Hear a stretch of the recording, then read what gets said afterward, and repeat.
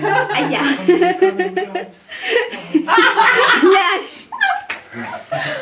Nyash is nyashing.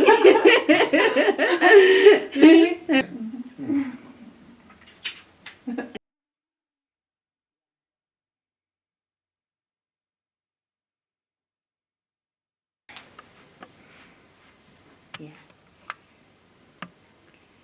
Peace.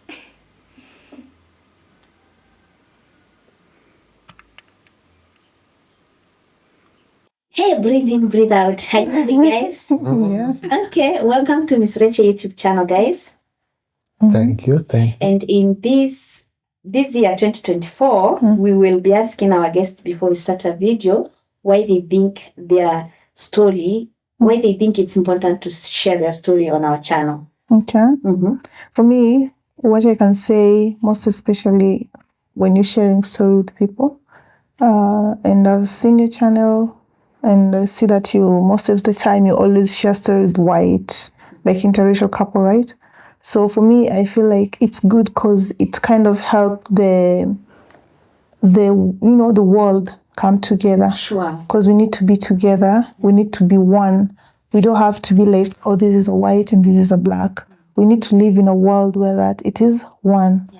God created, and when He created, He didn't have to put discrimination. Sure. We should just be one. Yeah. And this is one thing that makes us feel like we are one. So yeah. So for me, the same way in the terms of, unity is a big thing in the world. You want to bring about change and positivity in this world. So doing our part the same way to just try to, not necessarily only just with being in marriages or couples, but in general, religion, culture, and all of those things where you find diversity and sometimes people that are clashing. You want to try to bring about a positive change for people to have more understanding for each other. Sure. And from there, we can grow together and have love and joy in our hearts for each other. And then that's how I see the world coming into a better place from where it's at now. Okay. So now tell us your name, where you come from, and where you are now. So my name is Jesse, and I'm from USA, from a place, Madison, Wisconsin. It's near the Great Lakes. So I'm from there, and I'm over here now in Kenya, over here in outside of Nairobi, and here with my woman, my wife, and we're just taking it easy here with Miss Richie today, going to be doing some reasoning about Rastafari. Oh, wow. And tell us your name, where you come from, and where you are now. Okay, I'm Brevian. I come from Western, and I'm in Nairobi right now currently. Of course, this is my husband, Jesse. Okay. So, Jesse, please tell us how it was growing up for you in the US. So for me, I grew up in Wisconsin. Like I said, we have 4 seasons. So you got winter, summer, spring, fall, 3 months each. So you have different types of weather during those times. There's snow for 3 months, and then it's kind of blending into the summer, and then it's blending out of the summer. So 3 months cold, 3 months warm, and then 3 months blending each way. Okay. So you get to see something over here you don't see, which are the seasonal changes of trees, where trees change colors. They go from being green to losing. The cold comes, it kills the tree leaves, and they turn like red, yellow, brown, then they fall off, and then the tree leaves are empty.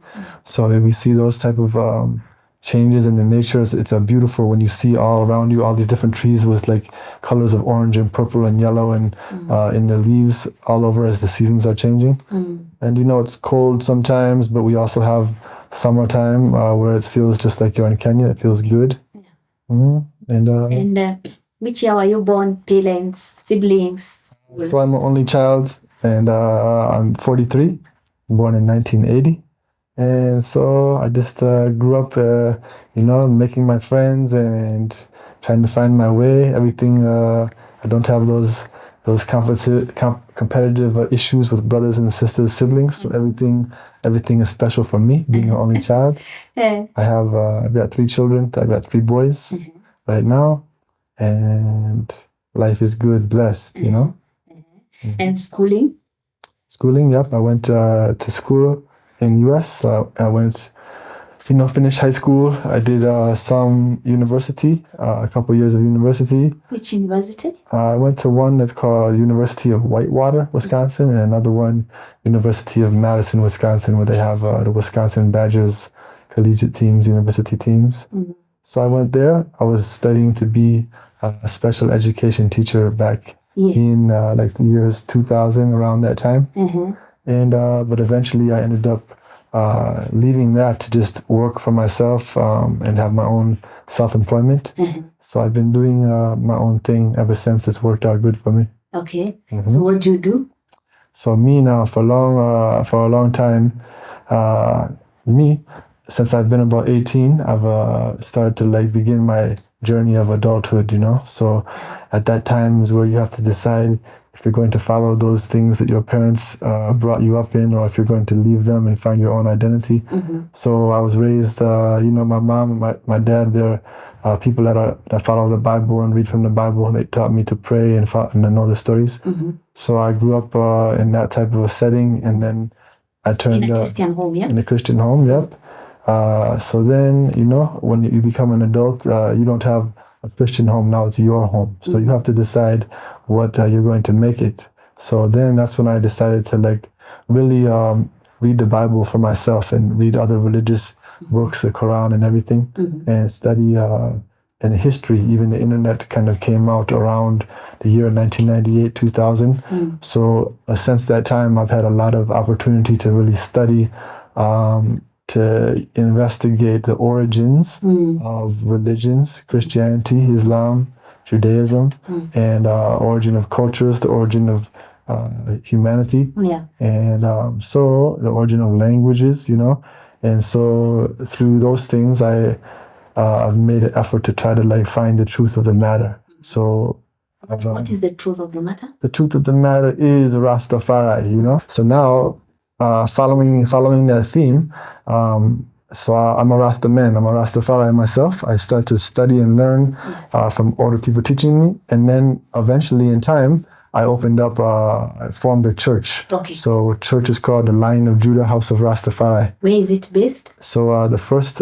place that I opened is in Wisconsin, and then also we have one here in Kenya also, our Brevian in Kakamega, Ras Chris. Yes. That's another branch that we have. Yes. And we have another one opening in Uganda. Okay. And so just trying to, and also we got brothers in Jamaica as well, Avalanche. Yeah. And we're trying to bring different brothers and sisters together to push our thing, So that's what you do up to date? Yep. So I'm the one that's kind of like one of the leaders of that, the elders or...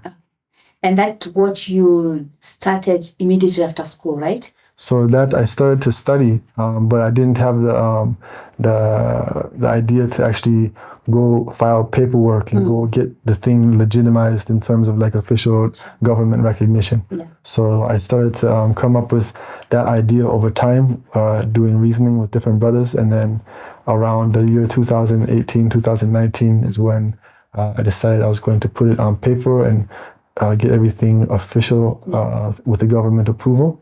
Because, one thing about Rastafari is like a lot of different ideas, but it's kind of like independent. It's not always recognized as an organized church or religions. It's kind of unorganized. So in this way, I wanted to bring people together so that the government has more respect for the community. Sure. Okay, amazing. And come to the lady. Please briefly tell us how it was growing up for you with siblings, parents, school, and general life. Okay. Sometimes life in Kenya, sometimes for most people, it's not easy. So for me, I grew up in rural land back there in Western. It wasn't that easy growing up as an orphan, no parents. And it was so quite hard. Yep. So the person who used to stay with me was my grandma. And it was really tough for us. Were you having siblings? Yeah, we have siblings. I'm the firstborn, and we are 3. Okay. Yeah, 2 girls and 1 boy. Yes. So how was life? Life wasn't easy. It was very hard. So what? In terms of everything, clothing, fooding, and all that, we really did struggle a lot. But thanks to our grandma, she really made sure that we're okay, and we had the basic needs that we want. Yeah. And schooling? Yeah, schooling, it wasn't, it was quite hard. Um, I went to school, primary school, it was okay. After I finished my primary school, I had to stay home for quite some time because I didn't have school fees to go back to school. So I had to stay home for a while. I did some kind of work. I started working at that age. And then from there, then I started putting money for myself to go back to school. So I managed to save up some amount. Then I went and joined my high school. Okay. I went to high school. It was quite hard also. No school fees, and you want to learn, you want to be in school. It wasn't that really easy for me, but I really tried as much as possible, and I really did my best until I finished my high school. Yeah. Okay. And I never proceeded from there. Okay. Okay. And then after schooling? Yes, after schooling, I started hustling. I started working. Yeah. Where? Just here around in Nairobi.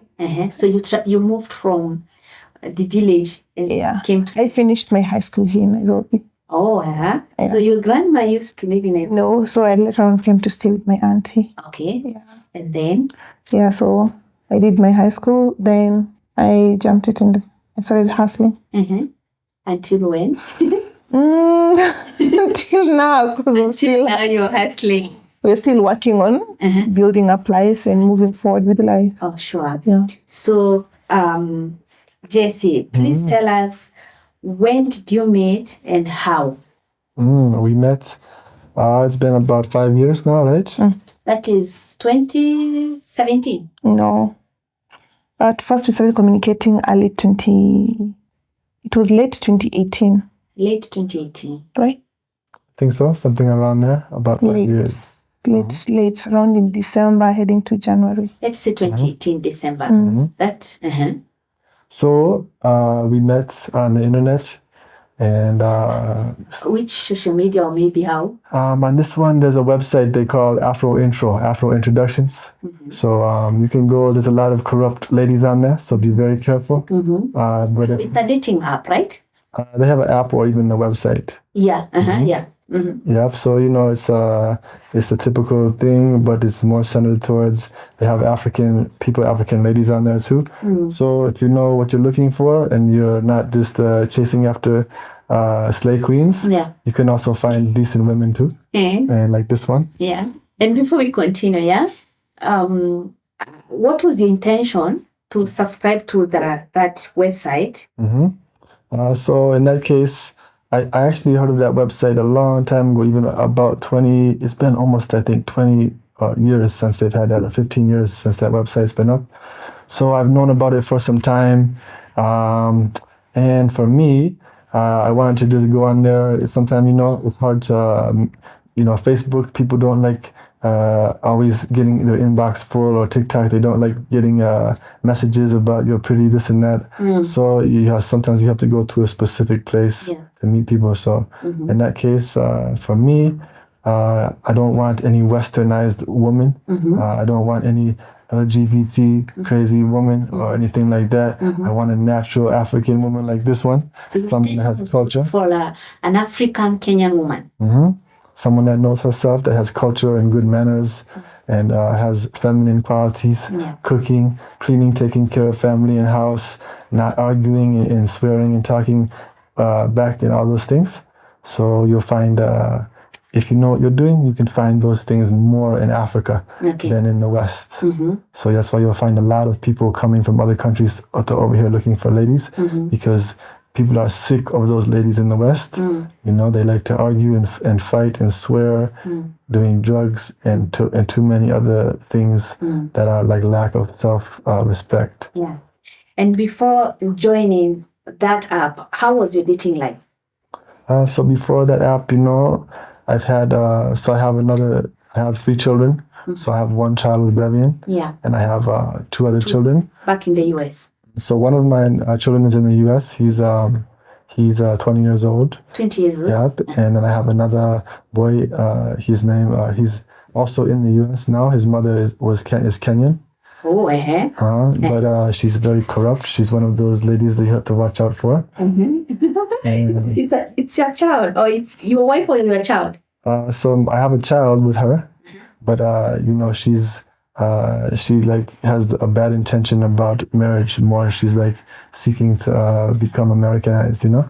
So with her, you know, things are not sweet with her. Yeah. So, and then also with my son's first mother, she's a Black American, but she also has some things, corruption that caused us to separate. You know, a lot of ladies in the U.S. they love, they don't have that humility. Yeah. They like drugs, alcohol, and many things, which is not anything I want. You know. Okay. What was your intention, you know, subscribing to that website? Something funny with me. In fact, even I didn't know how to open or work with it. But there is this one friend of mine. She was like, you look so nice. You can go to this kind of a website. Yeah. You can get some good person to take, like, you know, have some good relationship and all that. And then I was like, maybe I don't want to go there because, you know, people have different intentions. And many men on internet, they have the tendency of seeing Black girls on internet, and the first thing they'll be like, they want to see the nude pictures, send us this. So that is one thing that I was being afraid of. Yeah. I don't want to get someone, then he's like, oh, send me some nude pictures. I want to see such kind of a thing. Yeah. And then she was like, no, it's not going to happen like that. So she's the one who opened that thing for me. Yes. And since she opened it for me, I never went it to like check or do anything. It was just there. Yes. Yeah. And then? So then there's this one time I was like, let me just go through this thing. Then I bumped into someone's tag. Did you meet other guys before meeting him? No. Did you I've meet never. other girls before meeting her? I didn't meet any. I just, you know, text messages. You go through different people, talking to them, and you see this person is just asking you for money. This person is talking about nonsense. So then delete. Yeah. And why her now?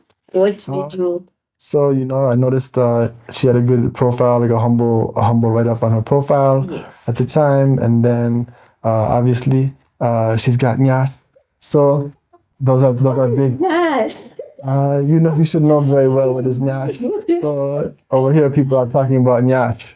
So if you don't know, these ladies have some nice shape, like women. In the U.S., they're more shaped like little boys sometimes.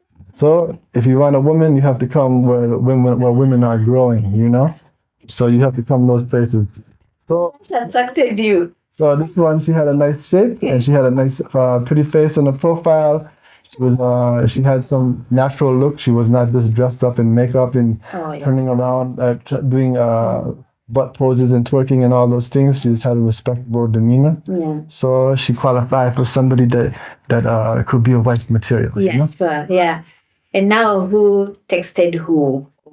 I think I sent interest and sent a message just reaching out like, hello, I'm Jesse. If you want to talk sometime, link me on WhatsApp, you know? And what was your response? It took me some time to respond back, but later on, I did text him. I did text him on WhatsApp. So He shared his number. with me. Yes. Yeah, I texted him on WhatsApp.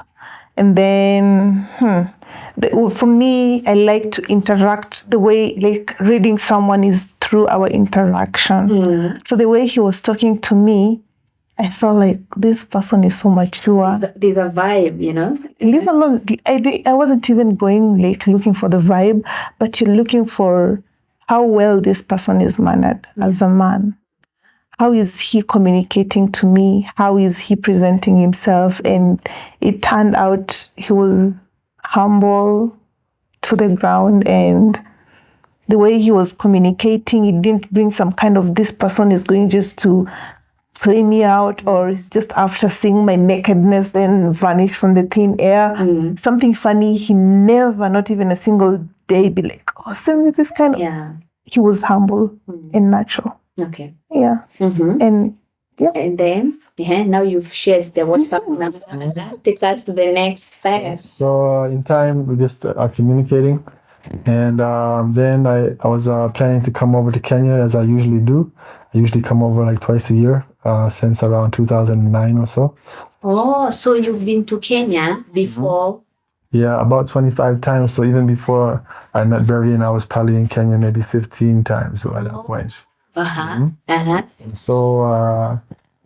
so, we started to communicate, talking, and just, okay, I'm coming to Kenya sometime in the future, and we'll make plans. So then the first time I came, I actually, I told Brevian that my friend had some paperwork at this place down, I don't know if it was in South Sea or somewhere. And I said, my friend has this paperwork that I need you to go pick up from the mail from him, and he's got it to give you. So if you could go over there and meet him. So I sent her over to allegedly meet my friend over at this place, at this restaurant. Yes. But my friend wasn't there. It was actually, I flew into Kenya, and I was waiting everybody for it to come. But you were telling me it's the friend. Yeah, so he was communicating to me, and he's like, by that time he had filed some papers here in Kenya, and I was really helping him with it. Which paperwork are you talking about? That's for the corruption about Fraudulent. with my son's mother. The fraud. So she did like marriage fraud. So I had to go file those paperwork to make sure that she has to answer for doing bad mind things, Yeah, so he was like, oh, I want you to go to this place. I want you to go meet this person. So he has a friend. He's called Geoffrey. Then the friend introduced him to a lawyer. So I was supposed to go meet that lawyer and get some papers from him. Then I was like, I'm not feeling well. I don't think I can be able to come out. You know what? Just try, just go. And I was like, okay, I'm going to try and make sure I go there. So I asked for an Uber, I asked for the location, and he sent me. And even nothing couldn't click on my mind that he is the one. Because it didn't even I don't know. I didn't even realize that he was traveling. So when I asked for the Uber, I went with one of my friends. So we went to it's a mall here in, is it South B or South C? Not a gateway. I don't know what's the name of that mall. So we went there. So when we were driving in, I looked at him and I told my friend. Oh, you were with your friend? Yes. I told my friend, I've seen someone like JC. Then she asked me, did he tell you that he's coming? I was like, no, he didn't tell me that he's coming. Then he's like, maybe it's not him. Then I took another glance and I was like, He is. it's him. Then I looked at him and I'm like, am I really confusing myself? For me, I was waiting. I was thinking I was going to see her looking for my friend, and I was going to surprise her. But before that could even happen, she had already spotted me from the car. So the next thing, she's coming out the car up to me, and I saw my whole thing was blown. But nevertheless, I was still surprised. Yeah, sure. He came to surprise me, and I was still surprised. I wasn't expecting that. I was so happy to see him in For the first time now. Yeah. And how was the reaction from her seeing you for the first time? So she was so happy, and she had a friend with her. They were just laughing, and I thought it was so cute, So I think whether we went to go have some food maybe and walked around a bit, or I don't even remember what exactly we did on the first moments. But it was fun, It was an experience to remember in terms of the excitement, Okay. Did you got what you were expecting? Yeah, she's everything. She's a sweet girl. You can tell she's a beautiful lady, and she has all those features that you want your woman to have. She's feminine, and she knows how to have good manners, and she was raised properly. So it's something that you don't find women in the U.S. that have those manners, or even that are doing things like cooking, cleaning. Ladies over there, they don't even care about such things, You get a microwave dinner and an argument. Why do you think they don't do that? Tell us the difference. Because now you've dated an American woman and an African woman. For me and for other people, will be like, who are they, I don't also understand. So, I'll just say in general, you can see the same people that put you in slavery are not going to be those, generally, they're not going to be those same people with common sense, The same people who are doing colonialism, they're not going to be people with much sense. So you have to look around to find people among those people that have good manners and good sense, and it's like the whole culture is pervading with ignorance, and you see a lot of that reflected in some of the cultural customs and the things you see on the news, like men and ladies and all of those type of corruptions that are pushing into Kenya now. Is too much of that going on over there. So yeah. Okay. So and Brave, did you got what you expected from him? In fact, the first time I saw him, is like, this person is even cuter than the way you can see him on camera. Yeah. Have you ever received a package and you feel like, yeah, it came in full and I was so happy. And now after meeting that day, where next? Okay, after we met, he came, I took him to our house. Yeah. So from there, where you used to live? Yeah, where I used to live. Yes. Yeah, so from there, he was a straightforward person. He was like, I want to meet your family, and we organized on how to go home and meet my family members. And he had good intentions. Immediately, he just went and told my family that I want to marry a girl and I want to have her as a wife, like that. Yeah, and we were given our blessings. Okay. Then we started arranging on the process on how to go about it. And yeah, since then, it's been smooth for us. And before taking him to your parents, how was your dating life before? It was very nice. It was good. Yeah. I must say that it was okay. Were you dating Kenyan men? Oh, you were saying before meeting him? Yeah, before meeting. Oh, before meeting him. Yeah, I was in a relationship, but it never went well. Yeah, the person that I was dating left me and went to the ex. So one of my friends was like, do you know, I saw your boyfriend somewhere. I was like, where did you see him? I saw him with a girl. So when I asked him, he's like, I didn't have money to take care of you. You're a good woman and I wouldn't want to hurt you. Then I looked at him and I just told him, so you've already hurted me and you're telling me I didn't want to hurt you because of money? We still can work on building ourselves. Without your money, we can still look for money and try to make it out. I couldn't do it. So anyway, eventually I was like, it's okay. So would you say that the reason you joined the dating apps website? I did. I'm not the one who joined. Oh yeah, it's that friend. Friend, the one who joined me. He's called Mora. She's your destiny. Should we say so?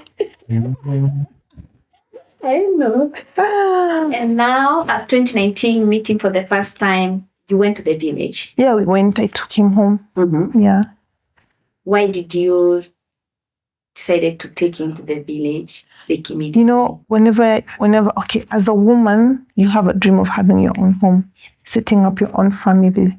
So even it reached a moment where I was like, the way I was living my life, Grandma was like, when are you getting married? Are you not bringing someone home? For marriage, yeah. So me, I'm someone who was prepared, and I knew that one day I'm going to have a family. Yeah. So having him, and since we've been communicating for so long, I saw the right intention. Sure. Even before him coming to Kenya, he sent me money to go buy a land.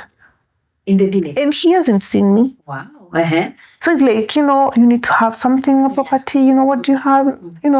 Every bit, every moment, every bit of it, he really wanted to make sure that I'm comfortable and I have everything that I need. So he really worked so hard to make sure that I'm okay. He used to provide each and everything. As much as I used to go to work, he never asked me, where is your money? What are you doing with your money? He provided as a man. So seeing that kind of an intention of a man, you see that this is the right person. Did I go look further for any other? Yeah, so that is why I took the step of taking him home, getting to know my family and getting to see the person. Yeah. And you, Jessie, why did you decide to go meet her family? Because, some of my friends here, they were telling me about cows, because when you come to Kenya, you learn about cows. The man with the cows is the king, right? So it's like they're telling me, cows this and cows that.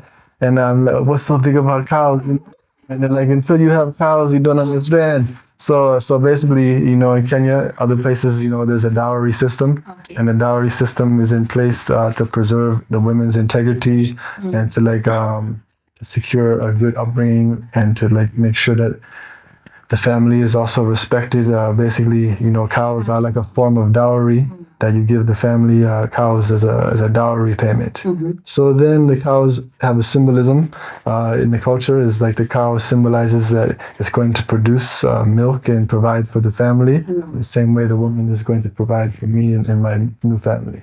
So I started to learn about those customs, and I thought that, it's the best thing to respect the culture and to definitely meet all of the family and the parents, so that it's not just some secret or some strange thing, So I made sure to go about it the right way.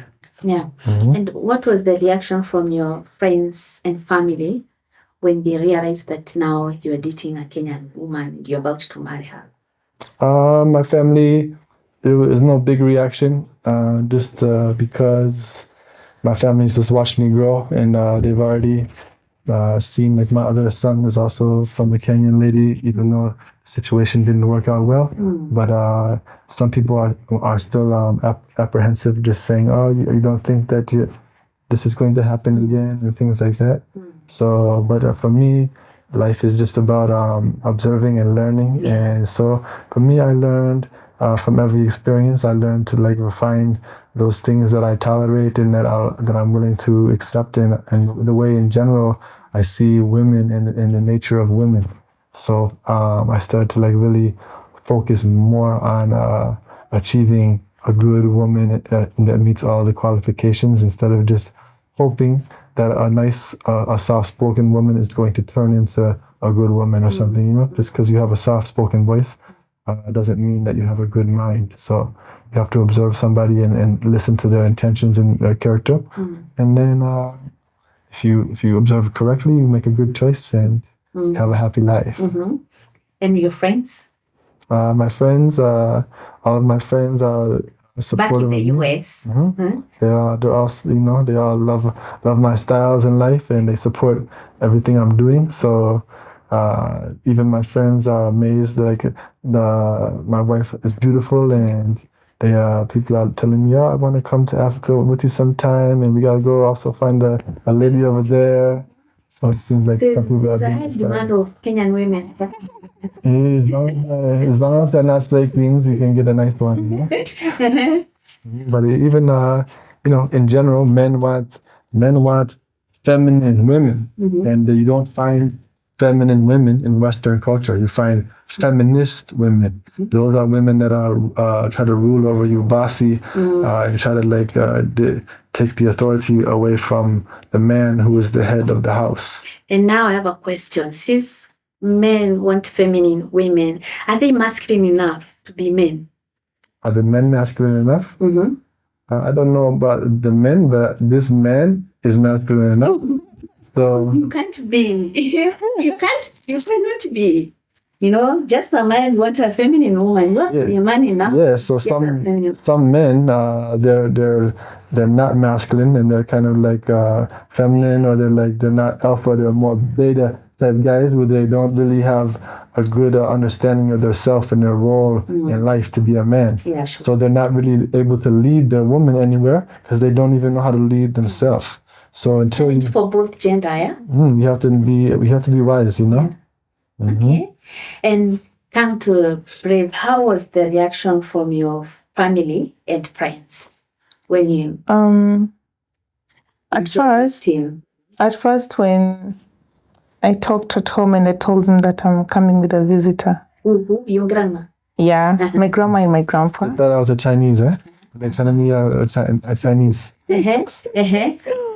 Mostly they didn't expect what I'm bringing home, and I've never taken any man home. He was the first person for me to take him home. So one thing I'll say, they were surprised, and they were not expecting it. And at the same time, they were happy. Yeah. But someone who was so worried about me was my grandpa. The first thing is oh, you found a man. But this man is not a Kenyan. He's not someone from Kenya. is he going to take care of you? Now you'll go to another world, or you might happen to go to another world, because with African culture, they believe that when you get married, you go to the husband's side. Yeah, they believe so. That is where you're going to set up your foundation in your family. Yeah. So you're like, you're going to another country, you no longer be here with us. Like, those are the kind of worries. Are you going to be okay? But thanks to him, he was kind of assuring him that she's going to be fine, she's going to be okay, until he was comfortable about it. But they were happy. And friends, maybe? My line of friends is not big, but they were happy as well. And now, the first time you took him to the village, was it the introduction day or maybe the...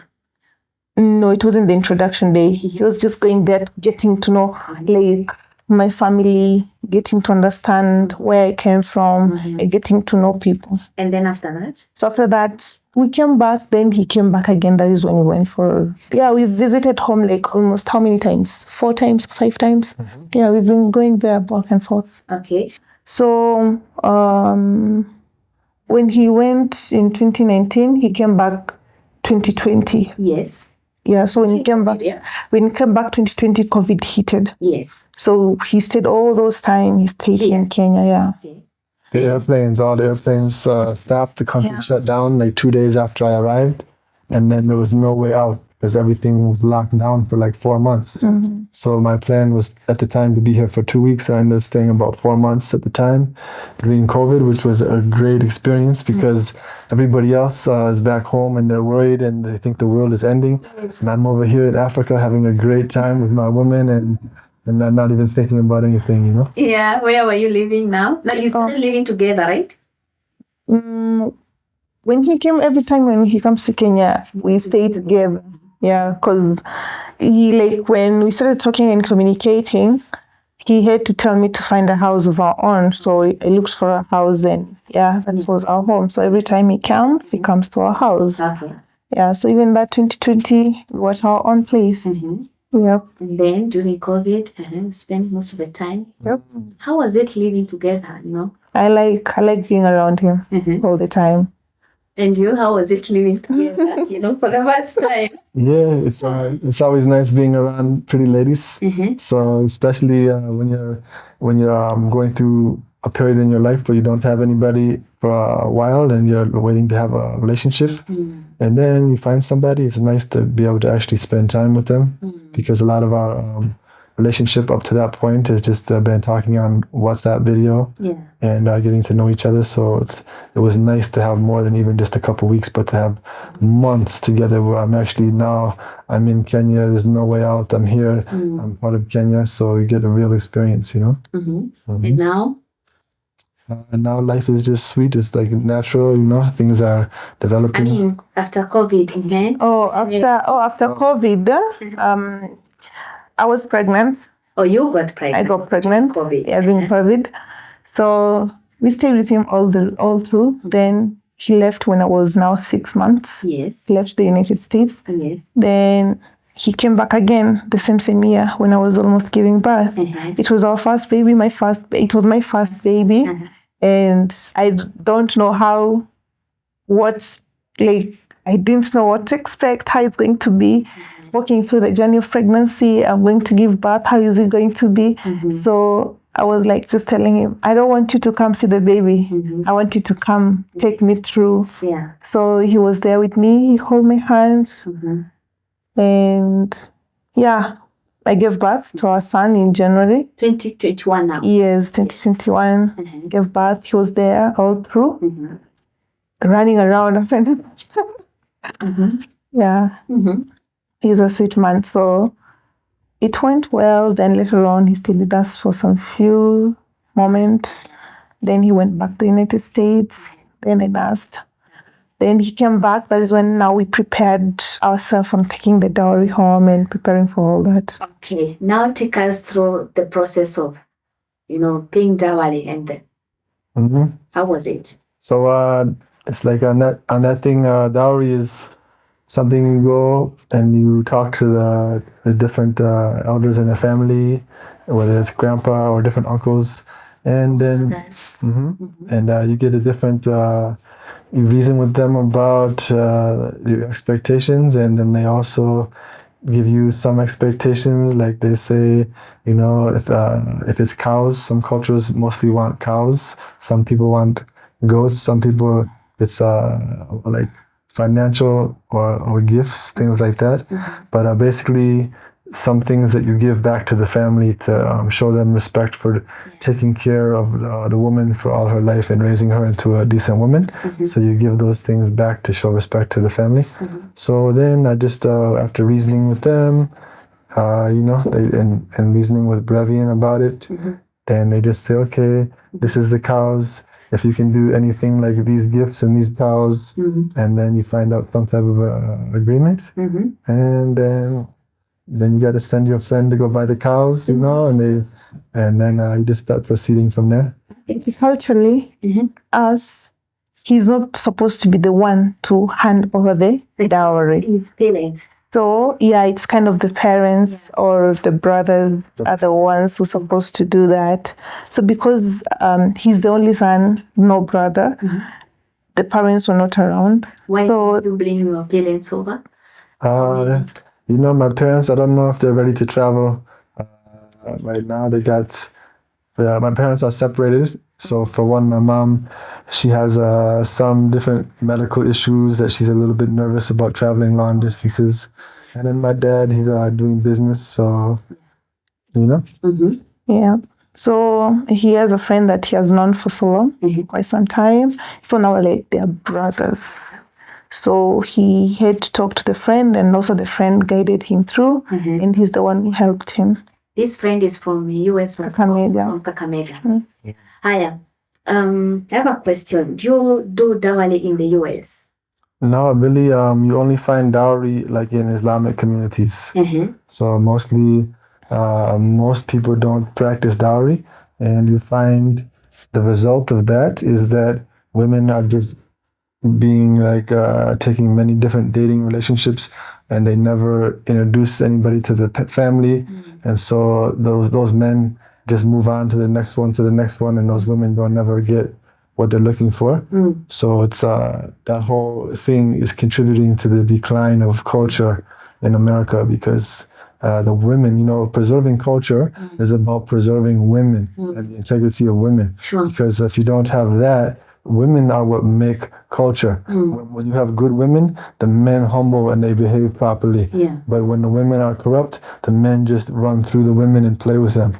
So it's not that it can't happen anyway to good women, but in general, culture is defined by the level of quality of women's life. And so, you know, once again, dowry is a big contribution to so you support women. it?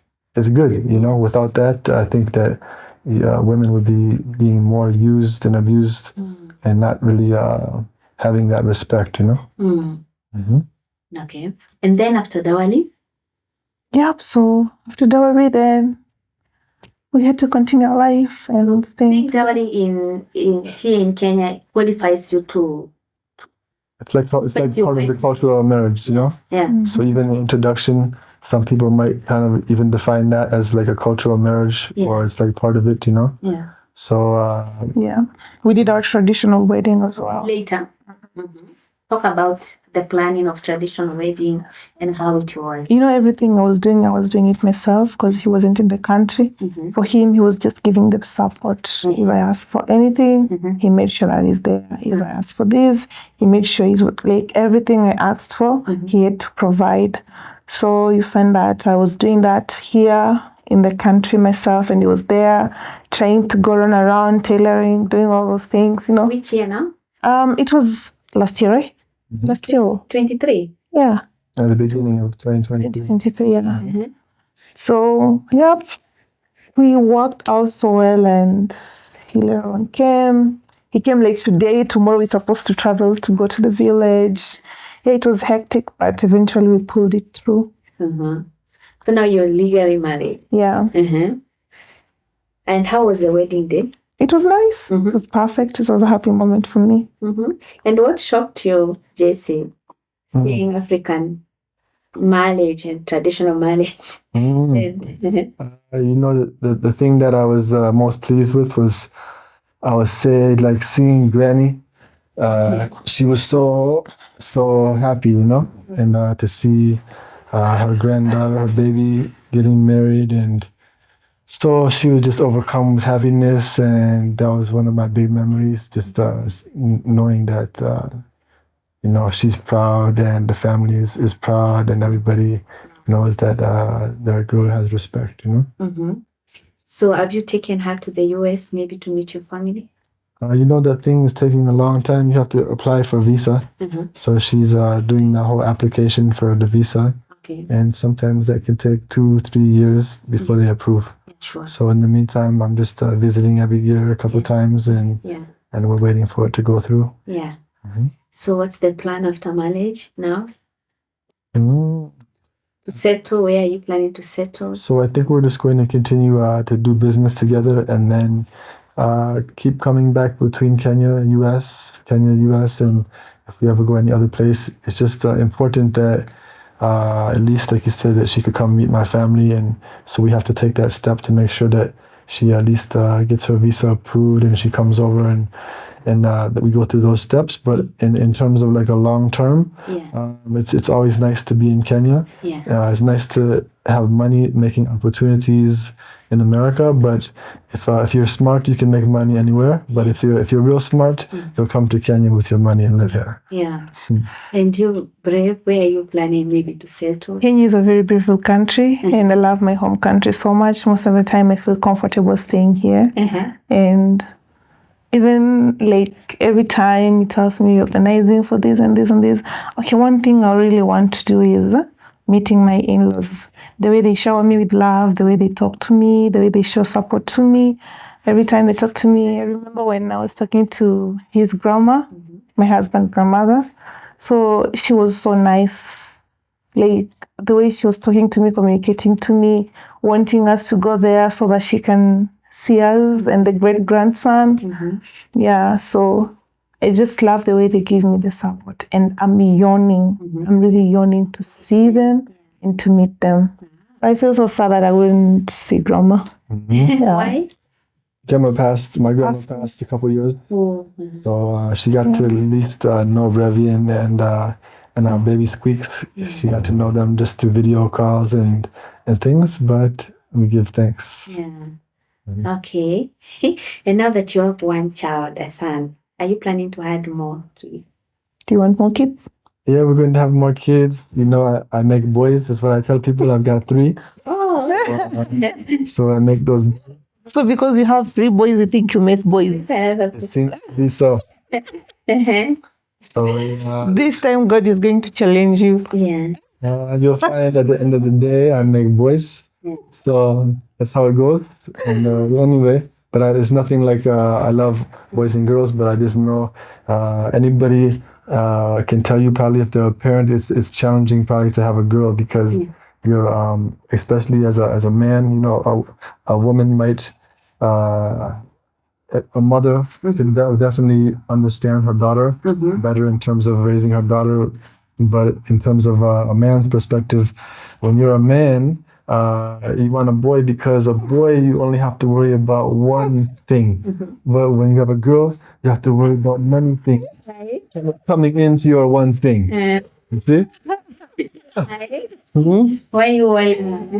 Like you know, like if you have a boy, you just got one thing that you gotta tell him, keep that thing in your pants, you know? Well, if you got a girl, it's like you have 10,000 different things you're trying to keep away from your girl. And so this is why you want only boys. You're trying to keep men away from your girl, so she doesn't get spoiled. So with a boy, you don't have as much worry, because it's like girls who seem to be the ones that spoil in terms of like nobody wants a girl with high mileage, you know?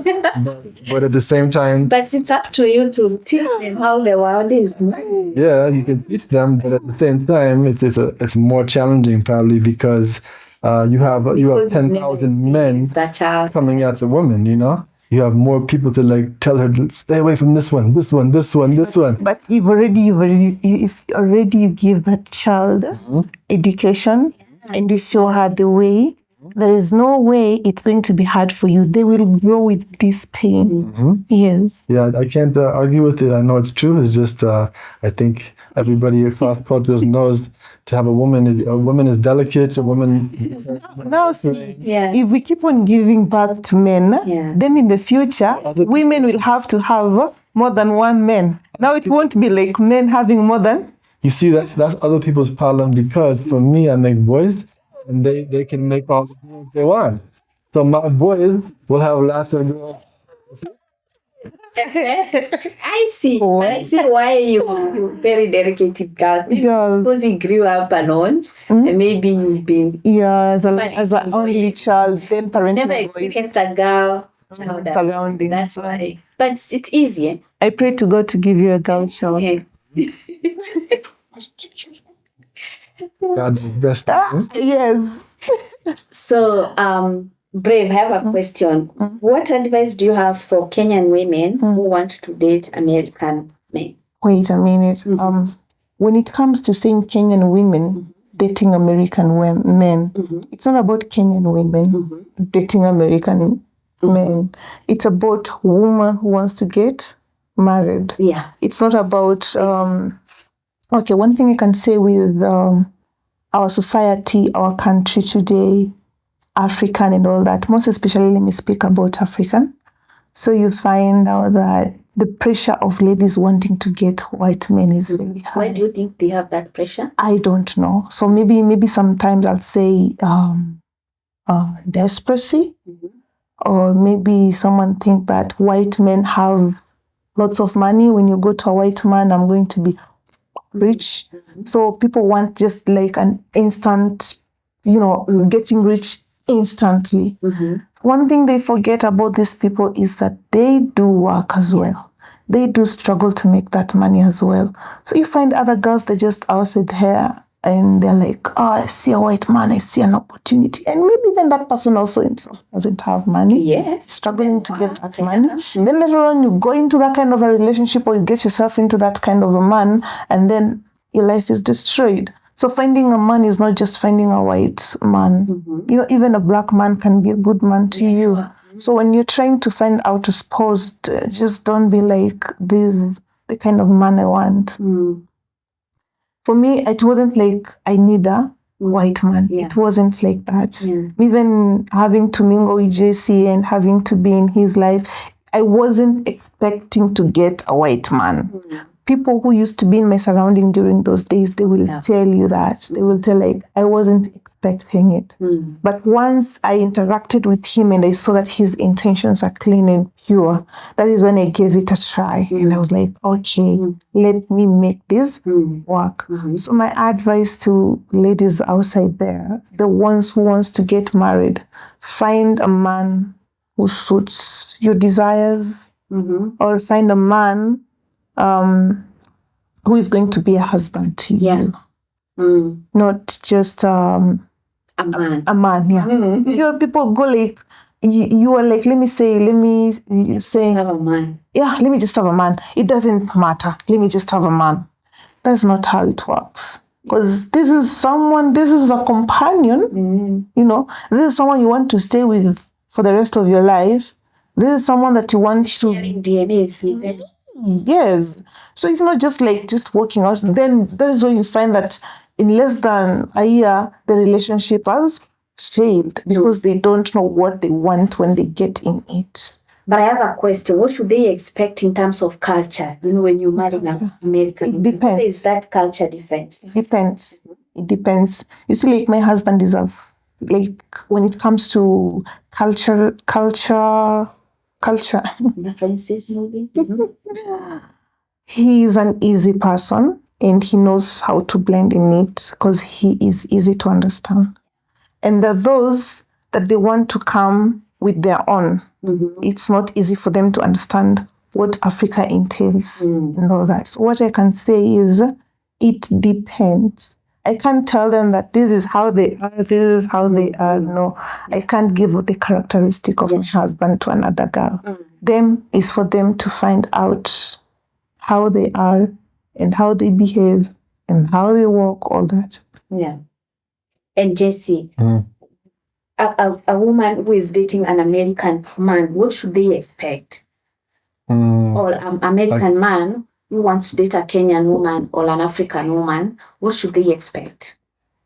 So, let me say, you might be surprised to hear this, but me, I don't believe in interracial relationships. I don't believe in those things. And I don't believe the same way you have tribes and you sometimes tribes keep to themselves.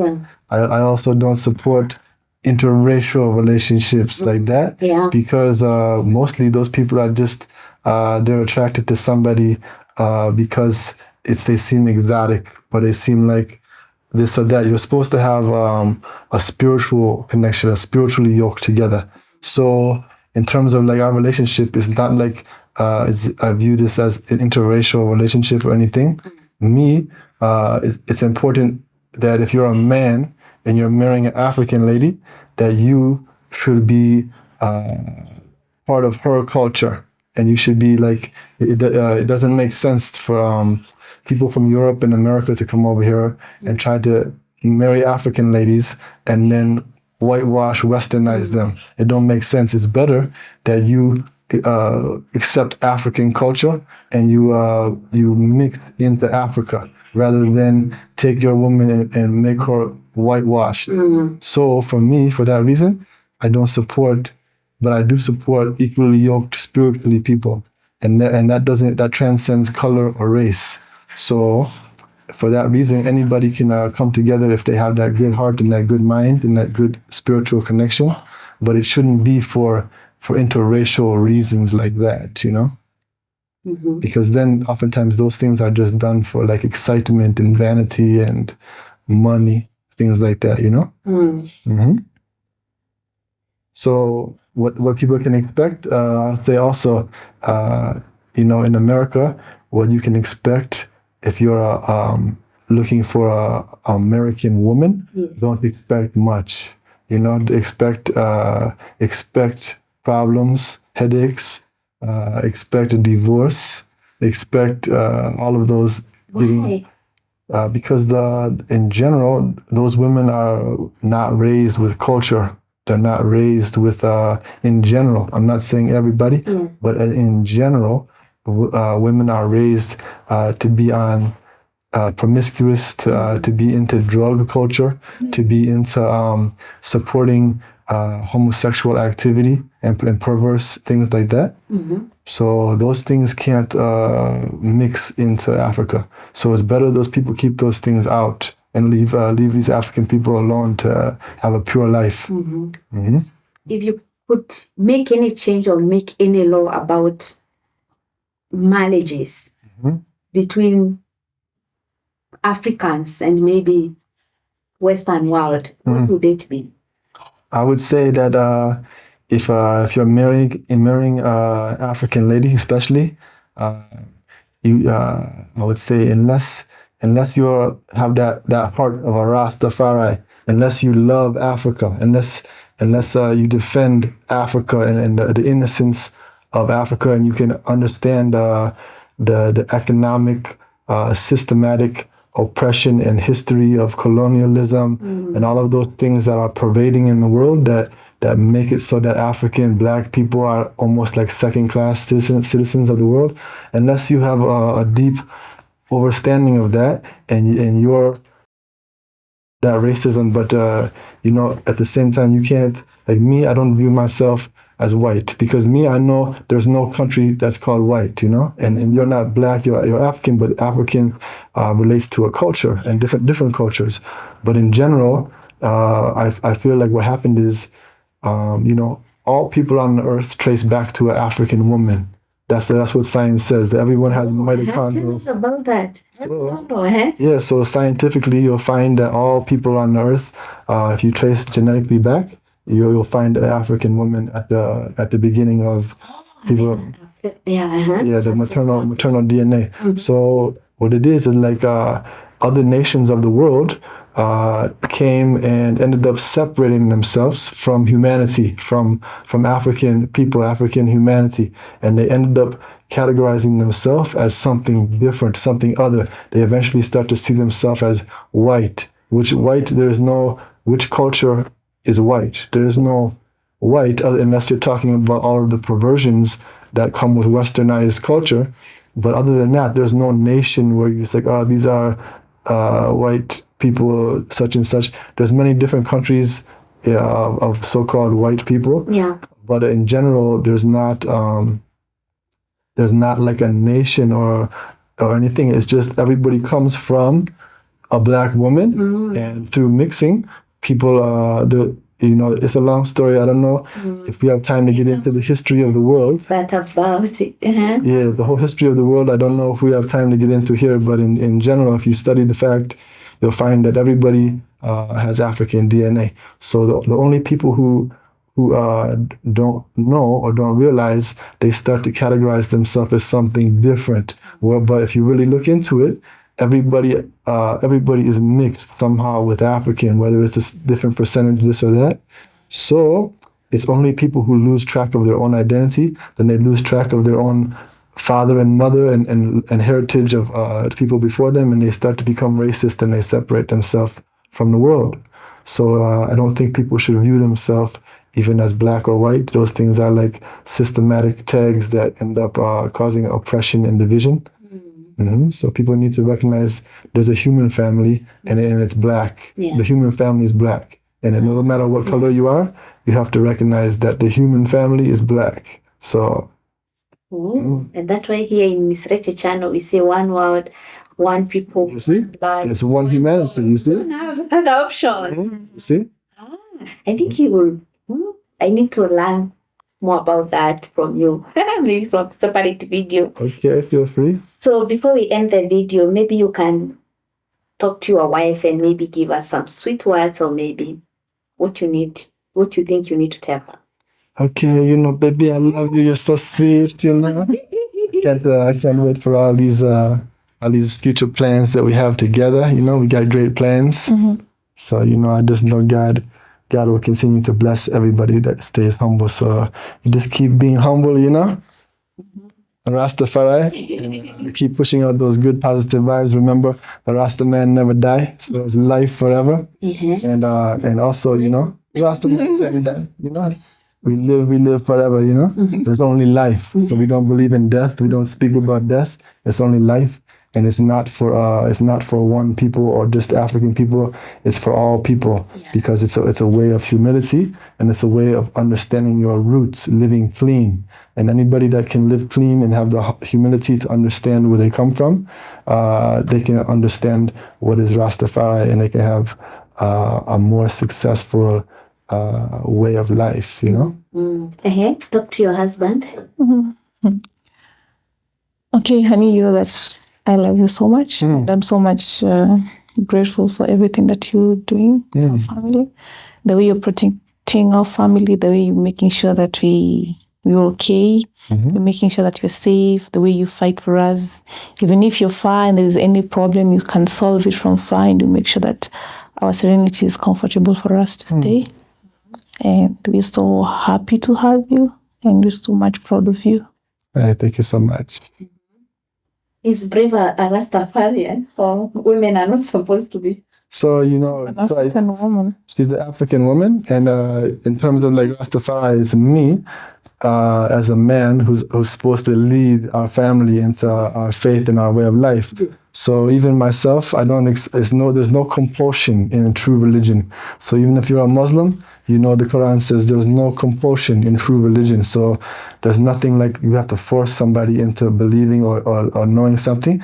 If you're natural and you live good and clean, the other people will observe your lifestyle, observe what you're saying, and they'll also relate to you, and they'll come around and they'll understand the same thing you overstand, So Brevian was raised as a Christian, so she has all of the same prophecies and all of the same stories about the coming of Christ in her own Bible, and she knows the history of Africa, specifically East Africa, You guys over here, everybody knows the story of Menelik and the Queen of Sheba in Ethiopia. In the US, people don't have any idea about those stories, and when they hear about it, they usually don't want to know about it, because then it it makes them feel like, oh, African people are not just slaves and monkeys, they actually have a culture that's the good. So then it confuses all those racist people. So you have to look at it and figure out for yourself what's going on. Yeah. And most of the time in life, I always say, for you to have a good environment to stay in, try as much as possible, carry people the way they are. Yeah. If you're a Christian, respect that he's a Christian. Yeah. If you're a Muslim, respect that he's a Muslim. According to what you believe in, just stick to it and respect other people. Sure. Yeah. And that way you'll find yourself being in a good relationship with your neighbors, with your family, with people. You'll never go wrong. Yeah. Yeah. Mm-hmm. And Rastafarian take herbs and those things. Do you do that? Yeah, bang, we take herb is like a sacrament, like the same way Catholics would drink wine. But herb is something that opens up your consciousness. It's not like alcohol where you get lazy and angry. Herb makes you calm, and it makes you analyze, and it makes you think. And so not only bang, but in general, herb, plants, natural things, fruits, berries, nuts, those are the things that we were commanded we should be eating and using for food. So there's different types of nutrients to bring into your body. To give you reflection and to give you health spiritually, physically, and mentally. So herb is one of those things. And, I could recommend other ones too that are very good for you other than just herb. But would you recommend your son? Would I recommend my son for herb, to have herb? Yes, but when he's like old enough to understand and to right now, you see when you're a child, it's like there's a saying in the Bible, when you're young, you drink milk, but when you're older, you eat meat. Yeah. So as a child, you don't need to know everything right now. It's not time for you. But when you mature, that's when you'll take herb and you'll start to analyze the world and you'll start to reflect. And then it gives you spiritual meat. But until those time, a child is innocent. So it's like after a point in time, children also become adults and they become somewhat deviant-minded, and then you need to recharge your spirit using what God gave us, which is the earth, and not using pharmaceutical medicines and things like that. You just humble yourself and try to live natural, and you'll find herb is not a big deal. It's just a big deal for those people who don't use it and don't accept it because they don't have knowledge of self. Yeah. And I know your kids might come along this video, the kids who are in America. Talk to them. Yeah, so everybody in America just know Rastafari is for everybody. And you can come to Kenya anytime and find a beautiful, humble lady. If you're looking for a real woman, there's many places you can go, not just Kenya.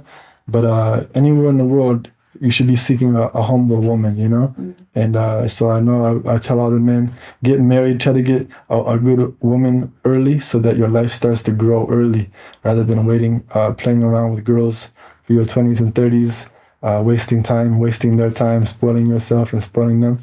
Go start your family, go find a good woman, and stop playing around and playing in other men's behinds and all the other things you're doing. Find a woman. There's plenty of beautiful women over here with Nyash. So you can get something sweet. What of your kids who will be, because I know they might come along this video and see their dad on the internet. Would you love them to know about you? They know everything about dad already. Just know dad is holding it down, and we're going to keep shining. And 2024 is only going to get better and more blessings. So you can just watch for dad to rise up to the top, because the top is where you catch me, And that's where you're going to catch all the stars at the top. Okay. So the same way we're going to see, Brevian's going to be at the top. He's going to be at the top, Miss Richie, Anybody who keeps a humble attitude expect God to bless you, because God only blesses those people who are humble. Yeah. And for the people who will be interested with your story, where can they find you? So you can find me, number one, I have a Facebook page called Lion of Judah, House of Rastafari. And I also have a YouTube channel that's called Rasta Joint. And then I also have a webpage that I have to reconstruct called rastajoint.org. So all of those places you can link us. And then we have another channel that Brevian also started specifically for family and, teaching about women's issues and children's issues and family issues. So, and the name of that channel is? Brave Jesus Family. Brave Jesus Family. Is there anything else you would love us to know? Maybe you've not asked. So, what else can I tell you? Just know that life is good if you humble yourself. Yeah. And there's nothing like arrogance, because there was one thing that has always saying that's always stuck with me since I heard it, which is that you can pray all you want, but the devil never sleeps, and you can fast all you want, but the devil never rests. The only quality which you can be superior to Satan is humility, because Satan has no humility. So if you want to be like God, be humble. That's the only thing. Good advice. So it was nice hosting you here on Miss Rachel YouTube channel, and we're looking forward to make more memories and videos. Yeah, Thank sure. you. Thanks for having us. We appreciate it. Okay. Thank you for watching this video. You can watch more videos like this on Miss Rachel YouTube channel. Go to YouTube channel and search Miss Rachel. Cheers. Peace out. Bless up. Bye.